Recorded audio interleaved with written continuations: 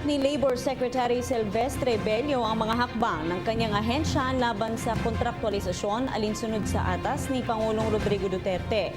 Sa naging panayam ng kalihim sa programang Radyobisyon ng PTV4, sinabi nitong nagpalabas na siya ng memorandum para atasan ng regional offices ng DOLE na inspeksyonin ng mga establishmento na nagpapatupad ng end of contract o ENDO.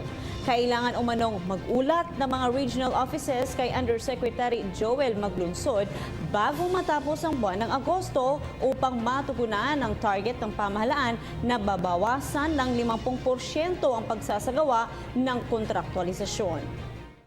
Bibigil, 50% reduction yan.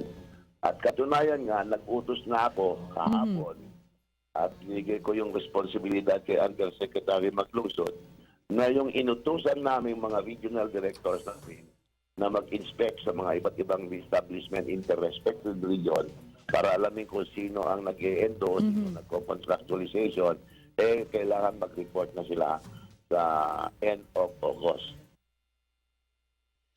Ako po si Cathy San Gabriel. Subscribe na sa PTV YouTube channel. I-click lang po ang subscribe button.